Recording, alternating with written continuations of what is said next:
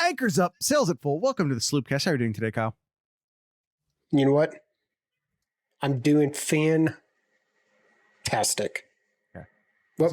How? I was just on you with the YouTube stuff. You really can't curse like it right away, and I thought you were gonna go with a fantastic. I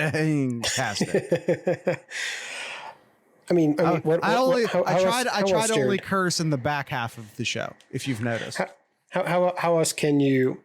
What else can you say after a great win against a top 10 opponent at their house, and you come out with a W in a spectacular walk-off fashion? Yeah, I know there was one play left, but I'm going to say it's a walk-off fashion there. It was a great. The story is so much. The story is so much better if it's a walk-off. So everyone just edit your memories, and we'll remember it as a walk-off touchdown. Don't exactly. Mark. I'll quote Mark Twain. Don't let the truth get in the way of a good story. That's it. How are you doing, Jared? Normally, I'm sorry. Can you ask me that again? How are you doing, Jared? Better than Lou Holtz. I'm going to edit that and make it sound better. I'm going to edit that and I'm going to make it sound better. All right. I'm not, though. I'm not. I haven't. Kyle, you realize how incredibly rare a mid-show edit is for us nowadays? Very rare. Why? Because I'm lazy. But that's not what we're here to talk about. We're here to talk about Ohio State versus Notre Dame. Kyle, what a difference a yard makes in everyone's feelings right now. Football, man. It's a zero-sum game. It's so many people are having such a different day right now over a yard. Over a yard. Yes, it's graphic dropped. Did my is there something wrong, or I don't know if I'm understanding you correctly, Nomad. Yeah, what a difference a yard makes, though. Says unstable connection on my logo. Must be you. I don't know. That or it'll fix itself. Discord's been having fun today, so we're gonna keep moving forward, though. You look at this final score, Jared, 17-14, and you're going to have a lot of Ohio State's going to look at it and say, man, the offense played terrible. Only 17 points against Notre Dame here. And then you look at this, you look at the stats, and it's not the greatest here. Ohio State had, they had over 100 yards rushing. McCord had 240 in the air, only completing 57%. But these are two top 10 quality teams here in a good old fashioned blue blood program, just down your throat running, right? Just at each other here. Thank you, Nomad. Yeah, red blood. Yes, you are correct. Blue blood is basketball. All the best teams in football wear red. This is a fact. All right. I'm good with that. Yeah, the type of game that it's every yard is a battle. Yeah. And we saw that, and look no further than the stats about fourth down. Yeah, I was actually legitimately about to say. You look at fourth down here. One converted fourth down the entire game, and it was on Ohio State's last drive. 1 for 5, I think is what it was. I'm going to pull up real quick here. 1 for 5 or 1 for 6. Yep. 1 for 5. Ohio State was 1 for 3, including that great fourth down conversion by Fleming. Mm-hmm. And then Notre Dame was 0 for 2 there. Was 0 for 2. Yeah, including the first, I would say, signature play by Styles. He and Ransom tag teamed it, obviously, but the sneak attempt by Notre Dame that Styles and then Ransom right behind him blew up. Great tackle on that play. Absolutely great tackle on that play. That's the thumbnail of today's show. Kyle's going to throw the picture up for us. That's by the great Tom Orr. Yes. That's not the thumbnail though, Kyle. You have to go to the next one. The next one's the thumbnail. There you go. That's the thumbnail. There you go. Sonny Styles. He's been great all year so far, but like I said, this is probably what you would call like the first like signature play for him in that realm. The defense played amazing almost all night. They got tired in the fourth quarter, and they were having a real hard time stopping the run behind what is a tremendous offensive line for Notre Dame. With Simon playing a lot more than normal. I saw him down the line a lot more. I think they may have been taking, I could be mistaken about this. But I think when Notre Dame was trying to run the clock out, I think they took Chambers out and put Simon in because Simon's a little bit more of a bigger body run stopper. I think is what was happening. If someone wants to correct me on that, feel free. But yes, and I believe that would be why. We need to fix our pressure on D. You are correct, sir. Yes. I will say this. Ohio State has played Notre Dame a very good offensive line. One of the best offensive lines in the country, Notre Dame. Would not surprise me if you see all five of those. If all five of those players make it to an NFL team. Yeah. Western Kentucky has a surprisingly good offensive line, especially considering their level of play. Youngstown State, for an FCS school, has a very good offensive line. Ohio State has played some really good offensive lines so far, but the edges still need to step up. And as far as consistency, IU, I really don't know how to grade IU's offensive line, if I'm being honest with you. It was not good. It was not good for our defensive line against Indiana. Just period. I'll just say that. But the Indiana, or excuse me, late in the Notre Dame game, JT also won the game last night. Like, that has to be said. He came up huge, absolutely enormously huge. Nobody really in the last drive for Ohio State. Would we like to see that sort of disruption more often from our defensive ends? Yes. But he and Tyleik Williams, I think, won the game for Ohio State last night, and even getting Ohio State the opportunity to get the ball back for Kyle McCord and everyone to go down the field and get the touchdown. Because, man, Notre Dame picked up, was it 2 or 3 first downs on their last actual drive? Let's not count the flea flicker drive. On their last actual drive, Notre Dame got like 2 or 3 first downs on like 3 or 4 plays. I forget the exact numbers. It's and it looked like the game was over. It looked like the game was absolutely over. It did, and especially then JT had, and so did Tyleik Williams, had some key plays that absolutely won the game. Absolutely won the game for Ohio State. Without those key plays, Ohio State doesn't get the ball back and it's over. Yeah, no, it definitely seemed that way. If I go to that fourth quarter here, to the very end here, here it was. Yeah, on 1st and 10, so Notre Dame had the ball at the 11-yard line after Ohio State failed to convert that 4th down.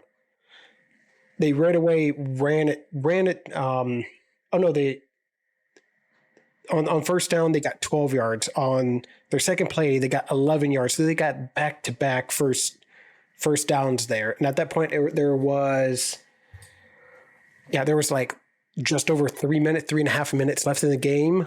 And everybody's like, oh, crap, this is it. Everybody was already starting to accept that Ohio State was going to lose at this point here. And then all of a sudden here, JT gets a sack there, and it makes it 2nd and 15. Ohio State takes a timeout. And then Ransom makes a it was JT again made a broken up the play there to make it 3rd and 15. And then Proctor came up big to stop the run there and made it 4th down and gave the Buckeyes a chance for one more drive there. But yeah, no, absolutely. JT on that last drive was huge. And I don't think many people are really talking about him and his efforts he did in that drive. Yeah, like I said, absolutely beyond enormous. Like I said, game winning drive for JT. Before the offensive game winning drive, there was the JT game winning drive. Absolutely. He didn't get his multiple turnovers or sacks like he did and just took over like he did in Penn State. Didn't have like one of those games, but he had flashes of when he really was disruptive, and more so at the very end of the game when you needed one of your best players to step up. Absolutely. Right, so it would have been game over if he took a timeout. Great clock management. It's hard to say because then the clock doesn't run off. Like I know that having that timeout when you avoid that 10-second runoff, but at the same time, maybe you save. It was a judgment call, and I still think he made the correct call, but it's just, It's hard to say because we don't have the counter narrative. But I do think it was the correct call. Totally forgot on that pass breakup. That totally slipped my mind. That was the one where JT almost had that to make it a pick six too. Oh yeah. Yeah. Man, how crazy that would have been, but either way, I want to talk about the offense real quick here, and then we'll go into our gradings, Jared. McCord, you could definitely tell there was a lot of nerves in him, especially early on there. He went down a lot of checkdowns to Stover, and you saw Stover really getting a lot of touches early in the game there. And you saw as the game went along, McCord really started settling in here. And man, that last drive, I really feel that last drive there was his turning point to really come out. And I think we're going to really see McCord just be so comfortable in the pocket once Ohio State's back on the field here in less than 2 weeks now, because Ohio State's going to be on a bye in week 5 here. Yeah, and it was funny because going into halftime, the reporter asked Ryan Day, how's his young quarterback doing in front of the big crowd and on the road and his first top 25 matchup. And Day basically said, he's dealing. He's dealing with it. He's trying. It was a big grow up game for Kyle McCord, and he met those expectations. He won the game. What else is there to say other than he won the football game? He made some incredibly clutch throws down the line.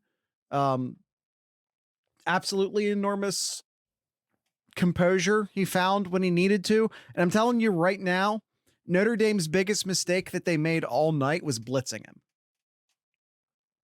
Yeah, it made him get rid of the ball a lot quicker, made him be more decisive right away.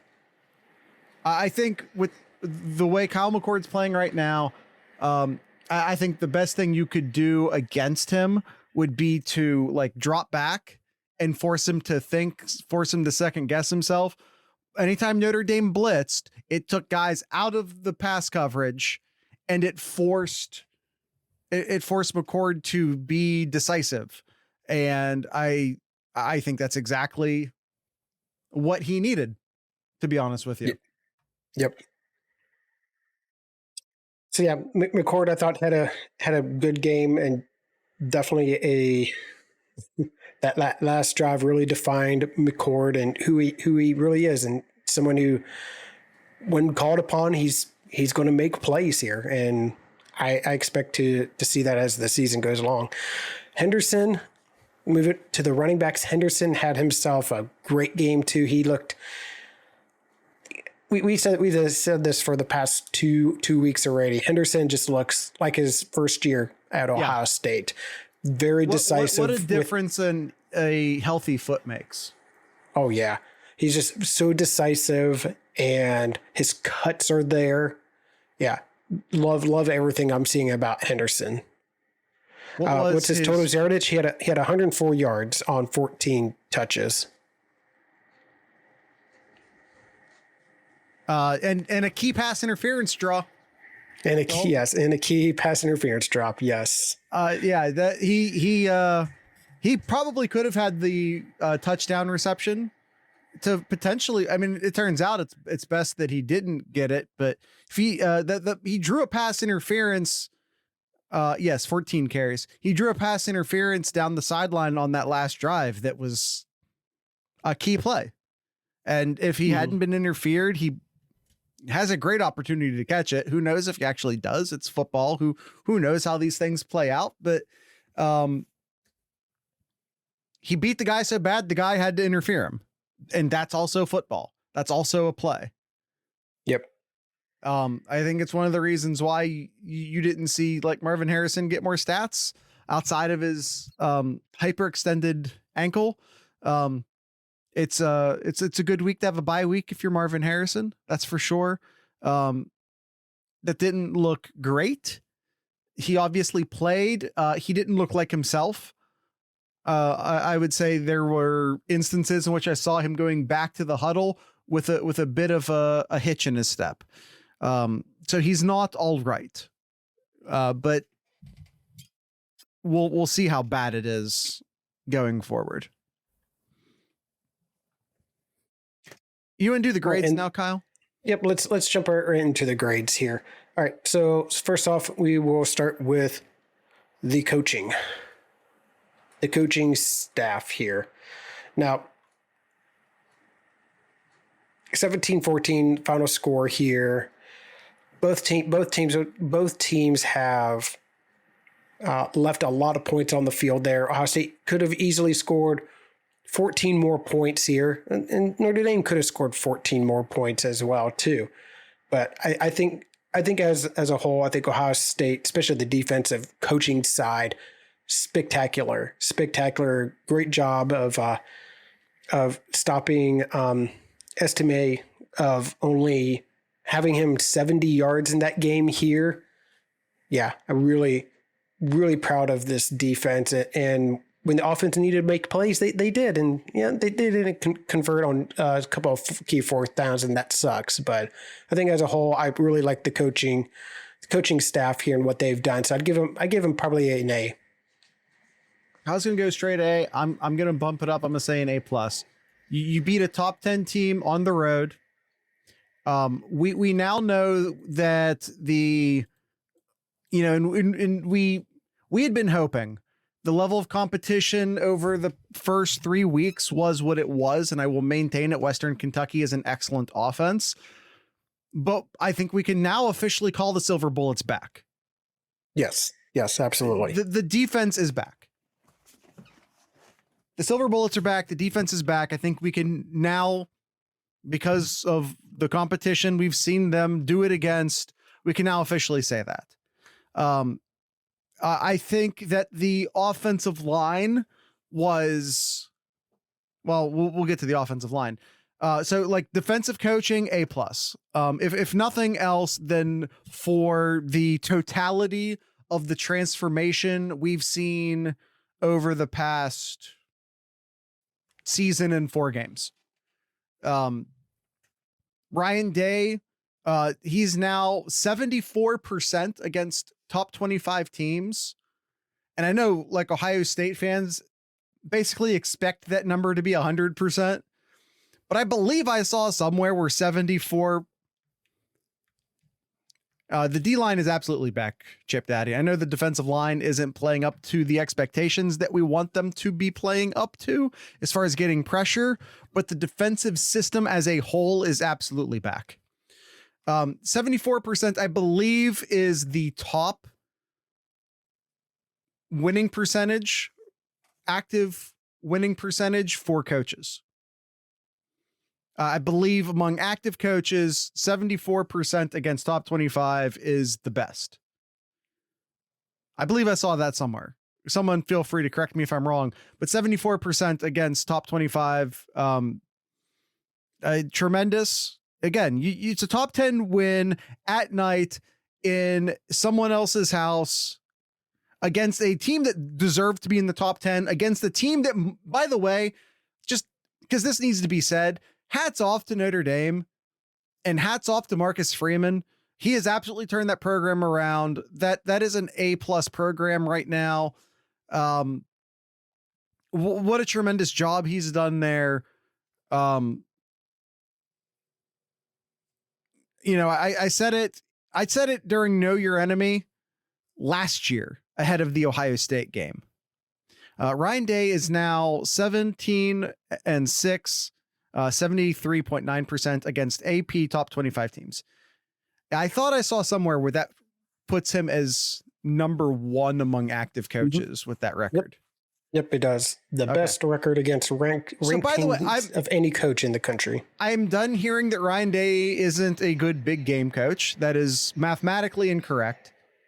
And Ryan Day's done. And by the way, so I bump him up for the A+ because Ryan Day's done hearing that this team is soft. He's done.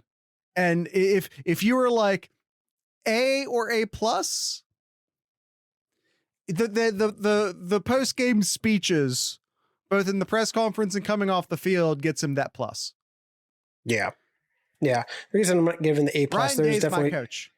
There was definitely some questionable play calling, and he defended himself, and sure, that's fine. But there was definitely questionable plays calling, especially that 4th down in the 4th quarter there, trying to do a jet sweep. I understand he had a look, and that's the play that they should call for that specific look, but I didn't like it, but it is what it is. So, all right, let's move on to the quarterbacks here, Jared. Kyle McCord, 21 for 37, 240 yards, no picks, no interceptions for the game. Why'd you say picks and interceptions like they were 2 separate stats? Sorry. 0 interceptions, 0 touchdowns. I'm not sure why I said that. And by the way, zero touchdowns. There a couple, some dropsies in there. He threw a couple touchdowns. Mm-hmm. The receivers didn't help him out a ton. I guess so. We as I'm gonna reset this as I like to reset this. We grade based off of expectation. What was Kyle McCord's job in this game? To distribute the ball to his playmakers, to not make any mistakes. He's not CJ Stroud. He's not CJ Stroud yet. He makes no big errors. There's some almost interceptions, but they weren't caught. There were some almost touchdowns, but those weren't caught either. But when it came down to it, he won the game. I like Kyle more than Stroud, Chip Daddy says. I like through 4 games. I like Kyle McCord more than I like CJ Stroud through 4 games. Kyle McCord's not where CJ Stroud was last year. Not yet. I don't expect him to be. But through 4 games, I think he looks better than CJ Stroud. Mm-hmm. Yeah, I'm going to give McCord an A here. Everything that Jared Jared said there. Just fantastic. You didn't turn the ball over, didn't have costly mistakes there, and he got the A to me just because of that last drive. That last drive, he had ice in his veins there, and was so calm and just throwing darts. Spectacular. Yeah. Spectacular. He needs, he still needs to get his head around when this is the exact thing I was saying to Kyle before we started recording. Once the game slows down for him, he's going to be a monster. He's not quite there yet. I don't think he's quite there yet emotionally, because we saw him rattled in this game early on, which he's a young quarterback. That happens. We saw he's going like when the pressure's really sort of there, he's going like 2 reads deep. He needs to go deeper than 2 reads, but he's a young quarterback. Yeah. That's We definitely saw that. Yeah. It seemed like just 2 reads and then he just bolts and we said this in our social screening, which by the way, discord.thisloopcast.com, become a patron and you can participate in our weekly social screenings where we watch games, talk, and have a good time here. But yeah, we were talking about this in our social screen here, Jared, that he's just going through 2 reads and then just bolting, even though he had a good pockets. Like, just stay there, look for your third and one, also maybe your just fourth sort of one. staring down his check guy. His he missed a couple passes, but again, if last year's CJ Stroud had this game, I wouldn't be giving him an A+. So we grade based off of expectation. So based off of this being his 4th ever start, he gets an A+. Yep. All right, running backs. Henderson gets an A+ for me. Henderson gets an A+.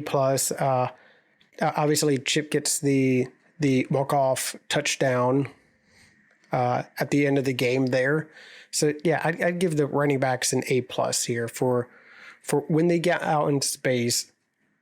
Yeah, they just look really good. We saw some great runs from Henderson, and then Trey had a great catch and moved down and got a first down, I believe it was, there on one of his catches there. Yeah, really like the running back group. Yeah, I totally agree. The offensive line isn't there yet. I think the running backs would be going totally ape shit right now if like we just got if we just got one of those tackles back. If Thanos had come back, if we could just have one tackle back from last year's team, I think the running backs would be going totally ape shit right now. But that's not what happened. Yeah, let's talk about the offensive line then. I think that's the big thing here. It's tough because you got. I mean, we're hoping to see improvement from the offensive line here, and yeah, they only let up 1 sack it all game here. Okay, great, that's great, but God, those 3rd and shorts, those 4th and shorts, and you can't get that leverage there to get that extra yard, to get those few inches there. Yeah, Jean-Baptiste was eating all game. He was, yes, but I probably give the it's the offensive line's job to stop him. It's not me making an excuse. I'm going to give the offensive line like a B. Can we say the Fryer penalty was bullshit? The Fryer penalty was bullshit. Yes, I've seen. The guy he was blocking fell down. He jumped on him. Literally see an offensive lineman do that 20 times a game. I don't know what the deal was on that. Yeah, I gave the offensive line a B. I'm definitely room for improvement here, but it's getting better, but there's still a long ways to go. I totally agree with you, but again, we're grading based off of expectation. And my expectations for the offensive line going into this game were pretty low. I'm going to give them an A. Did they deliver an A performance? No, but we grade based off of expectation. And they exceeded my low expectations that I had for them. Did they consistently run block all game? No, they did not. Did they have some costly penalties? Yes, they did. Yeah, they only gave up 1 sack, but was Kyle McCord running for his life on several occasions? Yeah, he was. But I had envisioned a much worse performance for the offensive line in this game. Yep. And ultimately, the offensive line did enough to win. They get an A for me. But again, that's because we're grading off of expectation, not because they delivered an A performance. All right. Tight end position. A plus. A plus. A plus okay. For me. I mean, I'll give you the A. I'm going to need you to sell me the plus. Sell me the plus. Well, I mean, I don't need to say much about Stover and the receiving part. 7 catches, 52 yards in the game there, especially early on, making him that big target to get McCord to try to get settled in the game here. And even the run blocks, some of the blocks, and I believe the one where Henderson just went off there, Stover had a big block there, as well as, I mean, Marv did as well too, which unfortunately that was the play that he got hurt, but Stover made a key block there for Henderson to get around and to get that long touchdown. So yeah, the farmer got the over. All right, Kyle, you sold me. I'll throw in a plus too. I asked you to sell me and you sold me. All right. Wide receivers. So we're grading based off of expectations. This is supposed to be the best wide receiver core in the entire country. Ibuka gets an A plus. Ibuka gets an A plus. Ibuka dropped a touchdown pass. An A. But you don't get to drop a touchdown pass and get an A plus. But you saw throughout the game here that they had their safety just keeping an eye on Marv there and really reduce the number of looks that McCord could go to Marv, especially if McCord was only looking at his first 2 reads. He's not going to go back and see if Marv is open again here, especially against this kind of defense. So definitely very limited of what Marv could have done here. And part of that you could probably blame on the coaching staff to try to get more plays open for Marv there. But. No. I'm not even mad about that. I'm not even mad about that. You got Farmer Gronk on the team.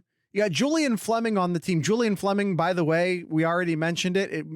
Since we're in the wide receiver section, it is worth mentioning again. Clutch 4th and 7. To win the game eventually, to keep the drive alive that wins the game. The only 4th down conversion of the night, and there were plenty of attempts. So it's worth reiterating. And one of the reasons why I will keep them at least an A minus, I might talk myself into an A if I keep going. I'm giving them a B plus for me. But again, there were too many drop passes. In that environment, it was too many drop passes. And again, we're grading based off of expectation.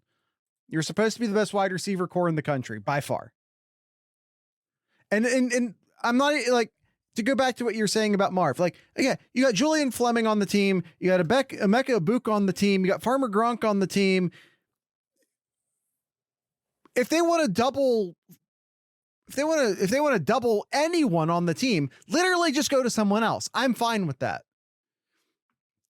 Great on the wide receiver blocking. which is why I'm going to keep him at an A- and not go B+ like Kyle. I thought they had an excellent blocking game. They did. They've been blocking well all season. I will keep them at an A-, because of the blocking, because of the clutch Julian Fleming touchdown, or not touchdown, but fourth down.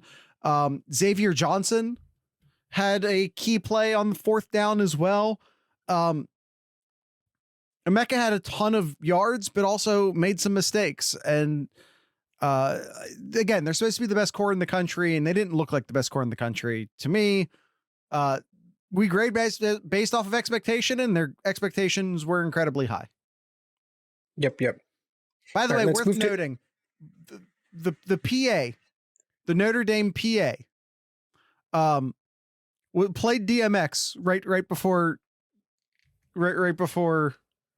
Xavier got his one and only catch of the game, which leads me to believe that the PA people at Notre Dame were studying film better than the defensive coaches at Notre Dame.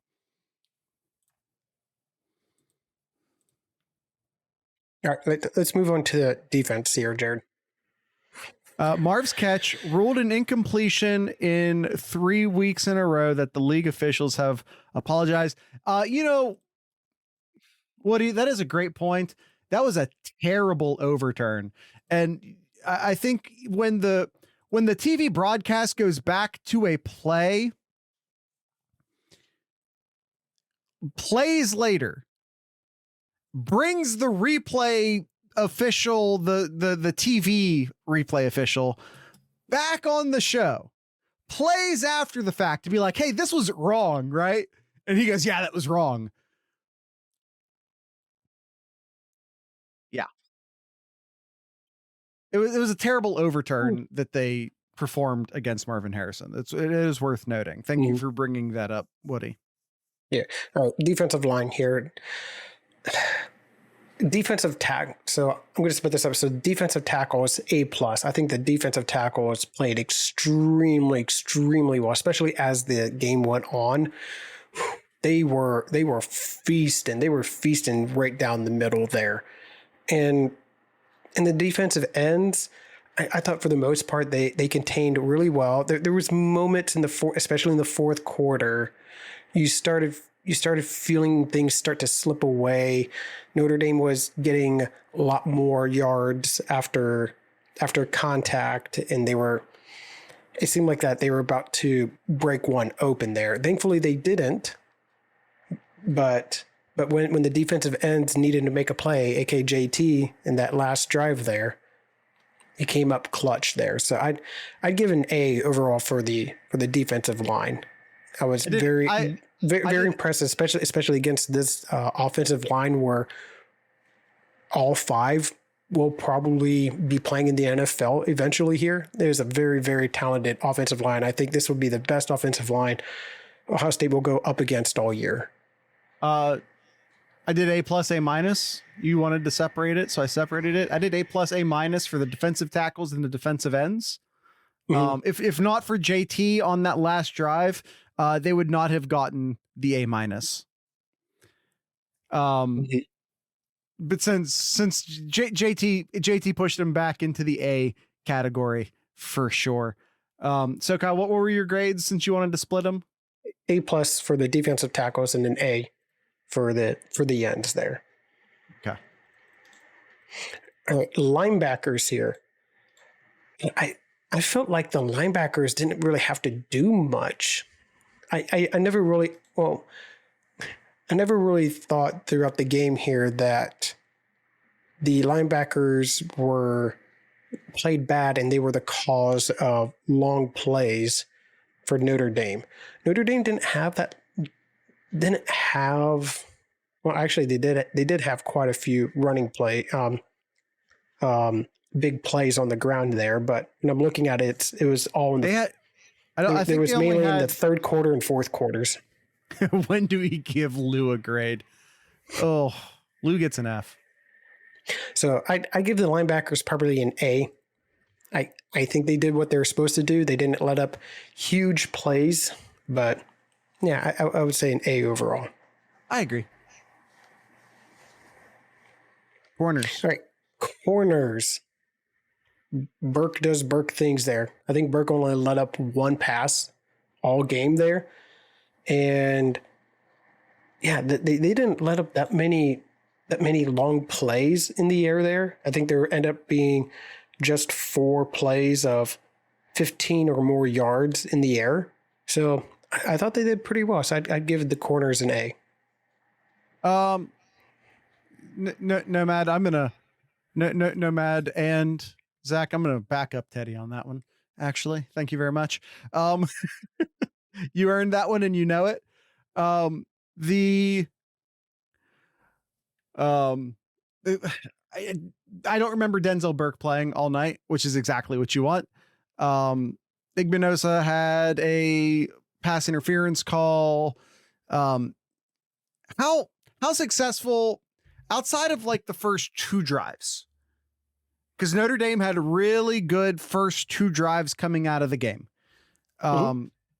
Outside of that, how successful would you have called Notre Dame's passing game? Ooh.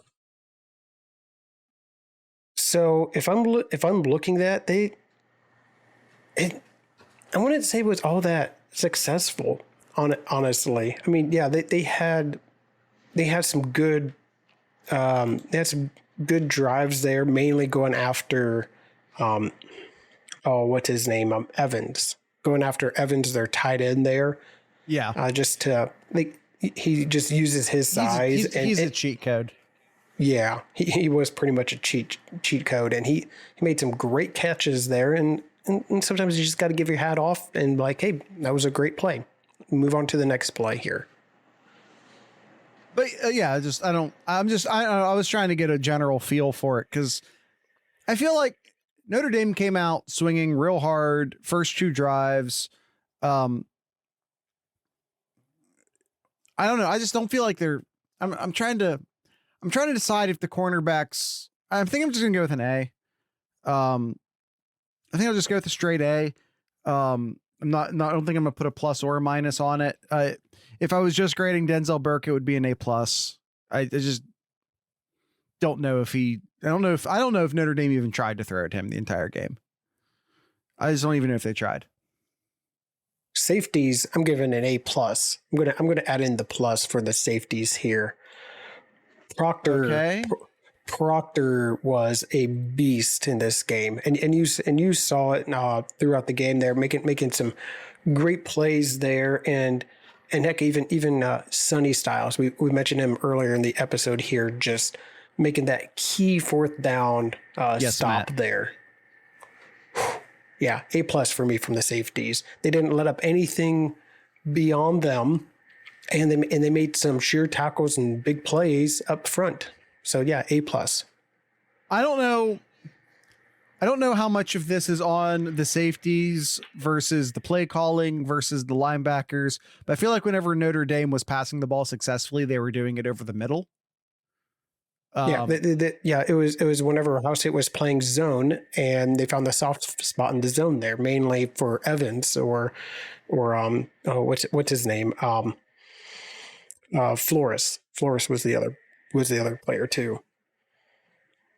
Yeah, I don't know. I might be incorrect about this. I acknowledge that, but I'm gonna go with just the A on the safeties because I feel like the soft spots in the defense tend to be deep middle. Yeah, I thought they did a great job coming up against the run. We already talked about Styles and Ransom's play on the 4th down sneak. The fullbacks are included with the running backs, Nomad. You forget about the squib. Yeah, Kyle, as we move on to kicking, how do you screw up a squib?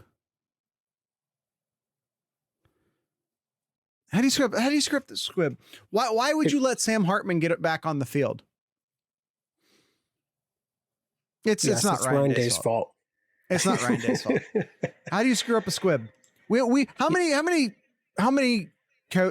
major programs has a special teams coach, a dedicated special teams coach on the roster? I don't think it's most. I'd say all your major ones do. I don't know if that's true. Either way, so the kicking game, I'd give, honestly, I'd probably give an A. I know people will look back like, oh, just giving it the minus because of the squib. Ultimately, no. See, outside of your condescending tone, that's exactly what I'm saying. But Mirko did a fantastic job of punting, and yeah, they did. They didn't get to. Did they get any kickoff return yardage? Yeah, zero return yardage, both punt and kicking, for Notre Dame. But the squib.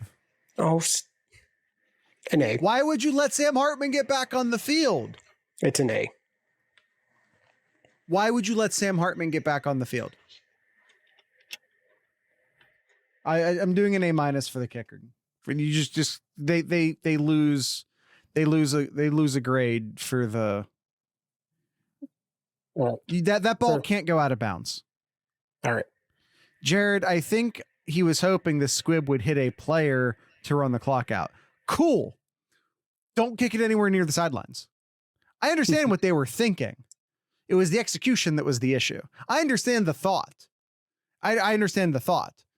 It was the execution I had an issue with. If Notre Dame comes back with a bomb after that kick, we're giving him way less than an A. But like realistically, you let Hartman back on the field. Maybe you get like a deep pass interference, which gets him close enough to maybe bomb the ball. But just like, why risk it?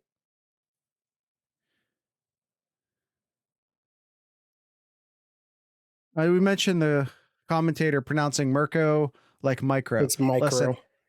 Listen. I'm never going to rip on anyone else for mispronouncing a name. I'm just, that would be hypocritical of me. That's just not a thing I'm ever going to do. I live in a very, very clear glass house when it comes to mispronouncing names. Yes. All right. We're moving on to the Buckeye leaves, Jared. We give a Buckeye leave for someone on the offense, defense, and a wild card. Who do you got for your offensive player? Do I say the obvious thing?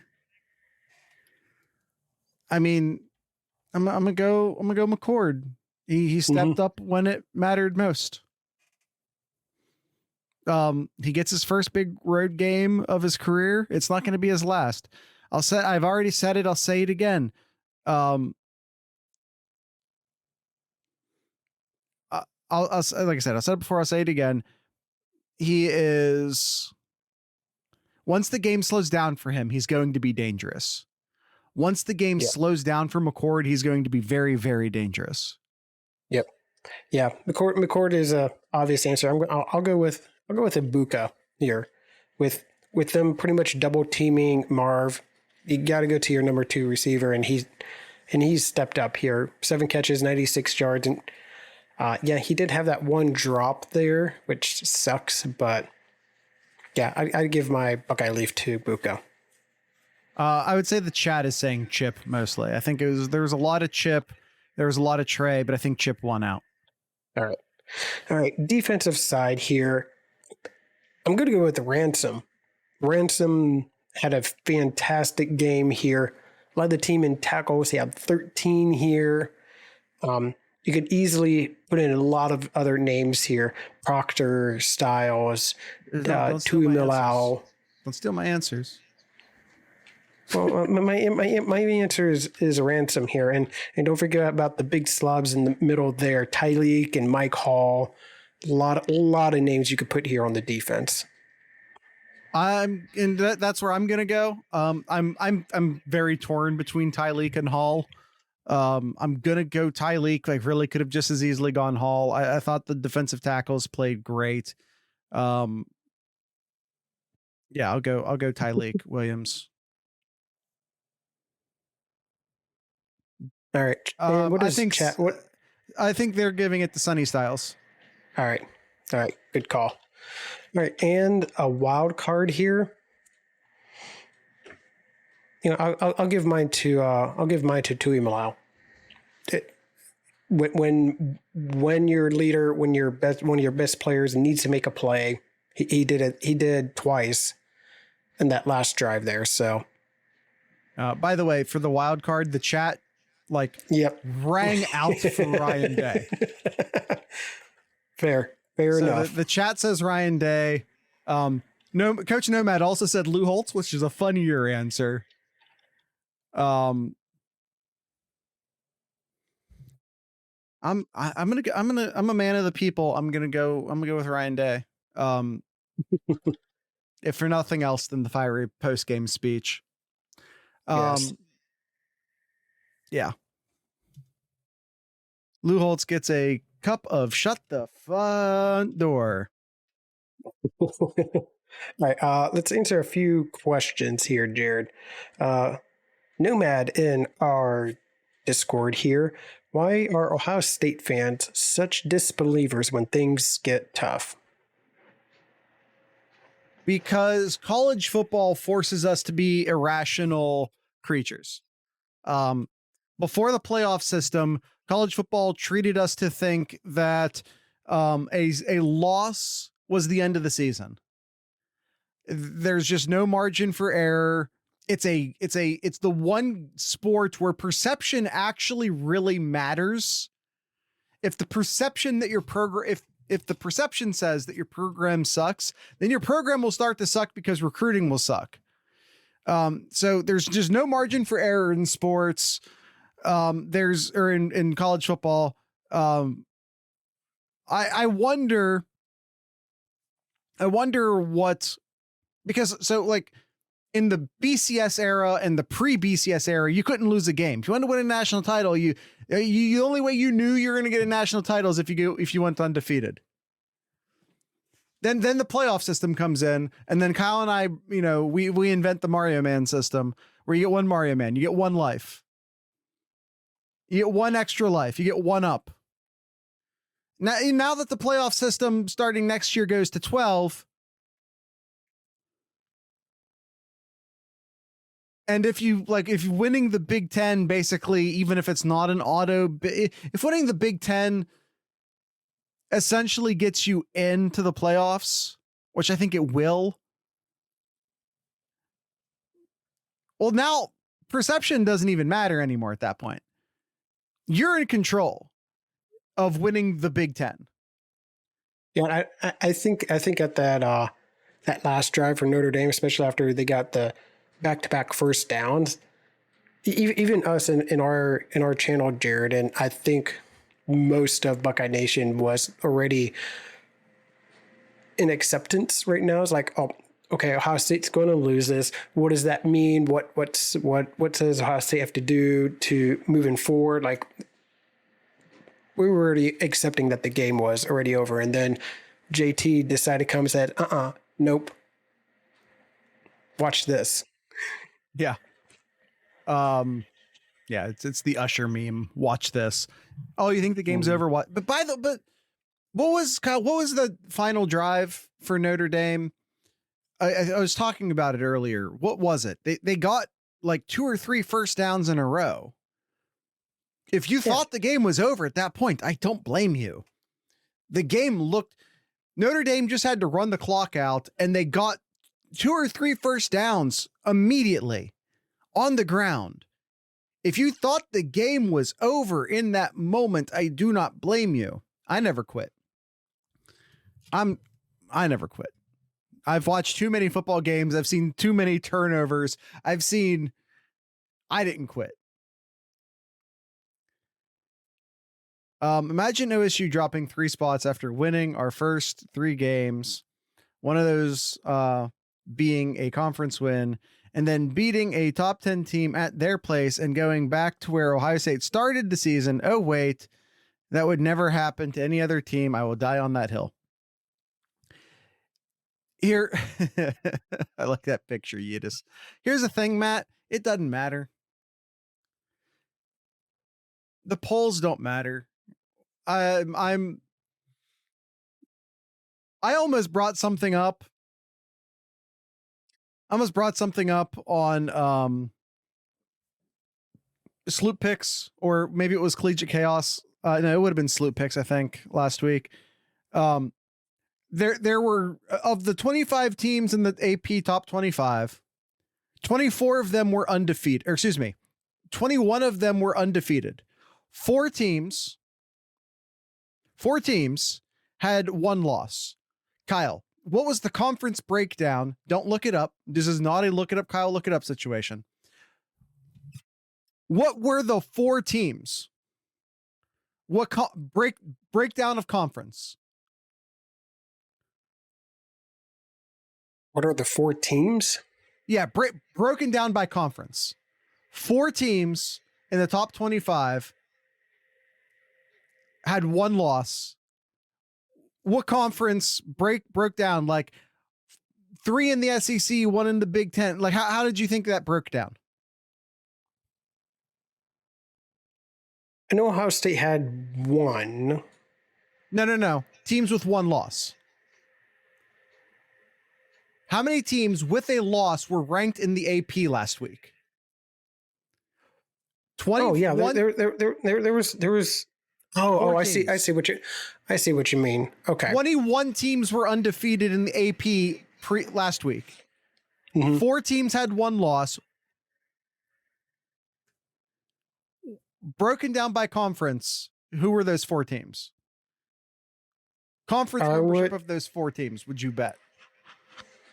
I would say at least three of them were SEC. You would be correct. Well, who was the fourth one? I'll help you out here, Kyle. It was also an SEC team. Oh. You said at least three. And by the way, the chat was way ahead of you on that one. SEC, all one loss, all four SEC, all in the SEC. All one loss teams are SEC. All SEC, I'm sure. All four of those were SEC. The chat was all over on top of that, man. There you go, Jared. There's the last drive for you. Okay. 12 yards. Yeah. So if you lost faith in this last drive. It was that second first down. And there was like three. It was like, what is that? Yeah. 3 minutes left in the game. 3 minutes left. They get their second first down on an 11-yard run. If you got real nervous at that point, I don't blame you. The second first down broke me. Austin, most people felt that way. Yeah, 100%. I felt that way. I'll be honest. I felt that way. I was like, crap. Ohio State, and even before that drive, Ohio State was letting up a lot more yards on the ground there. I'm like, oh, they're just going to run it down. They're just going to run it down the throat. And then JT happened. All right. Anyway, I brought all that thing up about the SEC just to say that the polls don't matter and you shouldn't worry about them. That was my entire point with that. The polls don't matter. So the last question here. The AP poll has not been relevant for 10 years. Period. All right. Last question here, because we're coming up on the hour mark here. Coach Nomad says, did Ryan Day ever find out what hole Lou Holtz crawled into at the end of the game? Well, I'll tell you that hole is probably his bed, because he was probably already asleep 2 to 3 hours into his sleep already. How old is Lou Holtz? There's a second option for that for where that hole may have been. I'm just saying. I'm gonna say that, then he's actually gonna die, and then I'm gonna feel bad. Not really. He's 86. I tell you what, he doesn't look good. I wouldn't have guessed he was under 90. No, him and Corso, these last few years have not done well for them. No. But that's it, Jared. That is it, as we are coming up on the hour mark here. Any last thoughts about the Ohio State Notre Dame game? Other than Notre Dame still can't beat Ohio State. It's been what, since the 30s? Since the 30s that they've beat Ohio State? Has it been that long? I believe so. Let me pull it up real quick here as you're ending the episode. Pull it up. Shout out to Ibuka for stepping up with Marv, a little banged up. He stepped up for Marv just with Marv being double covered all night, even before the injury. Coach Nomad says 1936. All right. We're way over. I'll just say, come join the Discord server. Come join the Patreon. We've had a bunch of people sign up recently. I appreciate all of you. Kaz is a new member. Yeetus is a new member. I know we have a bunch of Matts. We've had a run of Matts joining as well. So yeah, just want to thank everyone for signing up for the Discord and for the Patreon. Like I said, we've had a really great run of people recently, and I appreciate that. If you want to come join this team, Kyle has the stats up on his screen there. All time, Ohio State is 6-2 against Notre Dame with a 6-game win streak.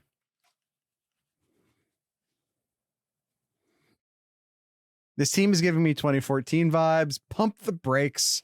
Hey, I you know what? Now pump the gas. Pump the gas. Listen, being cautious never won anyone anything, unless of course you went 0 for 2 on 4th downs. Like a certain Notre Dame team did. You know how many times I heard pump the brakes in 2014? Yeah, but to be fair, I also heard pump the brakes in several seasons in between too. That is what you call survivor's bias. All right. That's the end of the show. Discord.thesloopcast.com, patreon.thesloopcast.com. Tonight's ending music brought to you by a band out of Dayton. They are called Abertooth Lincoln. The name of the band is Abertooth Lincoln. This one's loud and chaotic, and if you like loud, chaotic punk music, then stick around. If not, stick around anyway. Expose yourself to something new. Why not? What, are you scared? Are you scared?